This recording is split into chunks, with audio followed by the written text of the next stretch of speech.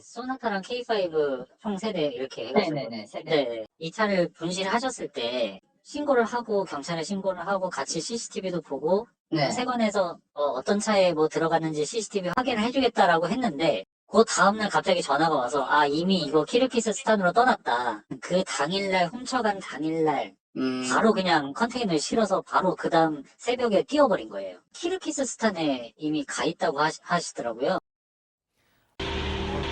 조심하세요. 1억 원이 훌쩍 넘는 고급 외제차를 렌트해 가는 손님에게 정중하게 인사를 건네는데요. 그런데 이후 이 차는 홀연히 사라져버렸습니다. 그리고 이 차 한 대만 사라진 게 아니었습니다. 전국 각지에 있는 렌터카 업체에서 이거랑 비슷한 일들을 겪고 있다고 하는데요. 대체 무슨 일들이 벌어지고 있는 걸까요? 자, 렌터카 업체를 운영하시는 분들이 저희한테 여러분들이 제보를 해주셨는데, 자, 차를 빌려줬어. 그런데 그 차가 갑자기 뿅 하고 사라졌네? 팍 사라지는 거 아닙니다. 어. 최근에 이제 있었는데 렌터카에서 차를 빌려간 사람이 차를 돌려주지 않는 일들이 발생했는데 이게 전국에 있는 많은 렌터카 업체에서 비슷한 일이 반복됐다는 거예요. 그 피해 건수가 한 70여 건 정도가 되는데 실제로는 더 많을 것으로 예상이 됩니다. 주로 또 이 도난됐다고 할 수 있는 차량이 고가의 외제차 아니면 국내 차 중에서 비싼 거 이를 차들만 사라지기 때문에 피해 금액이 최소 억대 이상의 피해를 지금 보고 있는 상황이고요.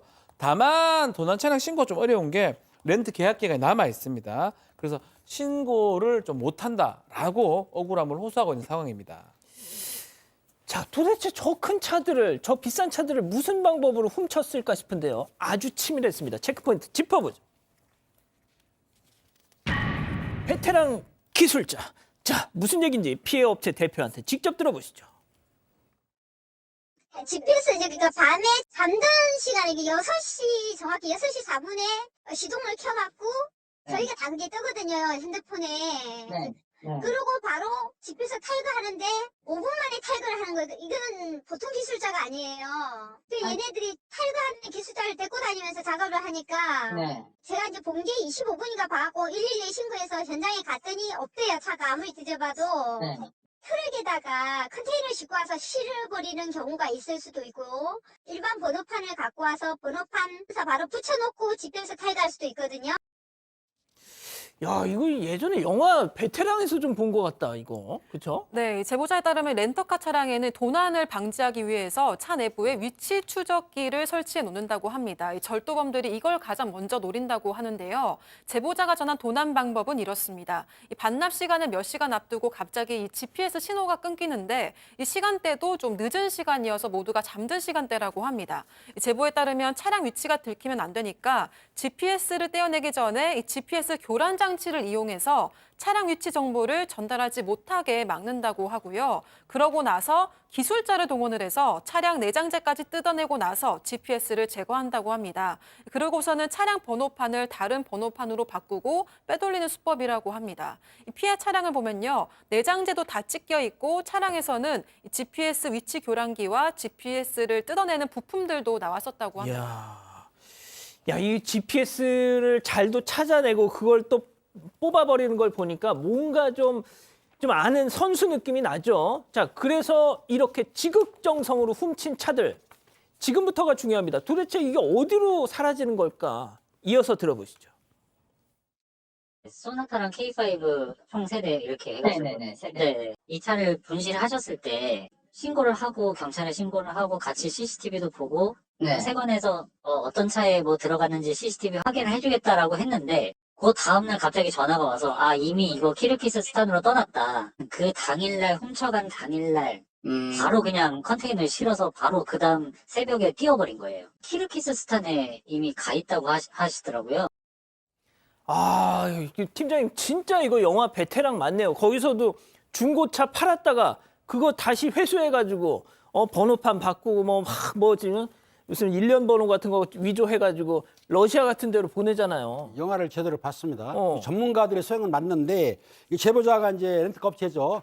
도난 신고를 경찰에 했고 또 해외로 빠져나가니까 세관을 통해서 CCTV를 봤어요. 확인을 했는데 다음 날 보니까 그 차가 이미 키르기스스탄, 중앙아시 쪽으로 이게 떠났다는 겁니다. 그게 무슨 말이냐면은 차들 훔쳐가지고 해외로 실어 보내면은 이 차를 찾을 수가 없지 않습니까? 번호판을 다른 걸 붙여서 그러면은 이게 완전 범죄를 꿈꾸는 거거든요. 그러니까 이 새벽에 작업을 해가지고 중앙아시아 쪽으로 보내가지고 차를 몰래 없애버리기 때문에 실제적으로 이 렌트카 업체는 찾을 수가 없는 것입니다. 그러니까 문제가 또 있냐 뭐냐면 이 렌트카 업체들이 확인해 보니까 밀수출 조직들을 보니까 외국인도 껴있더라. 그러니까 내국인뿐만 아니라 외국인들도 이 밀수출에 가담을 해가지고 외국으로 빼돌리기 때문에 실제적으로 이런 조직이 있긴 있습니다. 그러니까 이런 조직을 좀 철저하게 수사해가지고 일망타진을 해야 될 것 같습니다.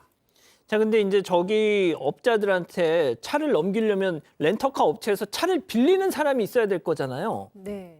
누가 그러는 거죠? 네, 그래서 이 밀수출 집단이 렌트 명의자를 모집한다는 거예요. 그래서 우리가 이제 뭐 SNS 같은 데 보면은 고액 알바 구합니다. 고수익 알바 구합니다. 꿀알바예요. 막 이런 다수의 글들이 있잖아요. 그런 식으로 이 렌트카를 빌려줄 사람을 찾는다는 겁니다. 그런데 타겟이 되는 사람들이 있어요. 누구냐면 바로 저신용자들입니다. 돈이 너무 필요한 사람들. 어떻게 해서든지 렌트카를 구해오게 하고요. 그러면 100만 원에서 500만 원까지를 준다는 거예요. 어떤 사람한테는 무슨 차량을 가져오고 어떤 옵션의 차량을 빌려라 라고 구체적으로 얘기해 준다고 합니다. 그러면서 혹시라도 이거 좀 늦게 반납하게 돼서 연체료가 나와도 그 연체료 다 우리가 낼 거다라고 꼬신다고 합니다.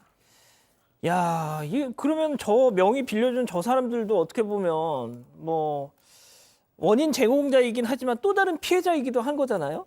근데 렌터카 업체들도 처음에는 그렇게 생각을 했었습니다. 이 본인 명의로 차를 빌린 사람들이 법적 책임을 다 뒤집어 써야 되니까 이 사람들도 피해자구나라고 생각을 했었다고 하는데요. 하지만 이들의 수법을 보니까 좀 한피였을 것 같다고 주장을 하고 있습니다. 그 이유는 이 본인 명의로 차를 빌린 사람들이 차가 없어지면 경찰서를 찾아서 나도 속은 거라고 자수를 했다고 합니다. 아는 형한테 차를 빌려준 건데 잠적해서 나도 피해자다 이런 식으로 이야기를 했다고 하는데요. 그러면서 분실 신고에 서류가 필요하다면서 뭐 차량 번호판 교환할 때 쓰는 서류, 렌터카 법인 인감 증명서 등을 요구를 했었다고 합니다. 렌터카 업체들은 이미 범죄라는 걸 인지한 상태에서 차를 빌린 걸로 생각을 했고 고소를 하기도 했습니다. 렌터카 업체에 따르면 경찰도 이들이 모두 한패인 것 같고 구체적으로 밝히지는 않았지만 이미 동종 전과가 있는 사람들도 상당수 있다고 합니다. 자, 뭐가 됐든 제일 피해자는 이 렌터카 업체잖아요. 렌터카 업체 이 직원분들이 직접 발벗고 나서서 그놈들 잡겠다고 나섰습니다. 자, 들어보시죠.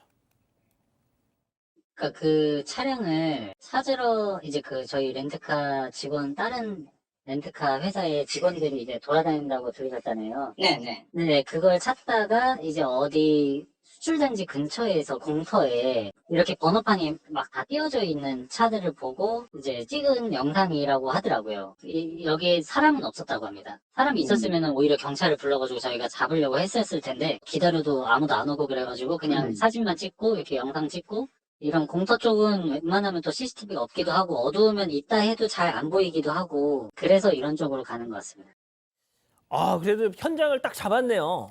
네, 현장을 잡기는 했어요. 그러니까 자동차가 있는 곳을 찾은 거죠. 가서 보니까 자동차들이 이렇게 있고 번호판은 다 띄어져 있고 번호판은 따로 모아져 있었습니다. 그런데 제일 중요한 사람이 없었어요. 그래서 그 사람을 잡을 수가 없었고 이 렌터카 직원들도 봤을 때 우리 차가 아니고 사람도 없는데 그렇다고 막 이 차 뭐 버려진 차 같습니다. 도난당한 차 같습니다. 이렇게 좀 신고하기가 그렇잖아요. 그래서 사진만 찍고 그냥 돌아왔다고 합니다. 그리고 맨 처음에는 이런 것들로 이제 신고를 해도 경찰들이 사건 접수를 받아주지도 않았대요. 왜냐하면 아니 도리어 당신들이 아니라 이 차를 빌린 사람들이 피해자 아니냐 이렇게 생각을 하신 거예요. 그런데 이런 게 워낙에 이제 다발적으로 많이 일어나니까 지금은 경찰도 아 이거 조직범죄구나라고 인식을 했다고 합니다. 그래서 수사를 진행하고 있다고 합니다. 그렇군요. 아, 정말 사방이 사기꾼입니다.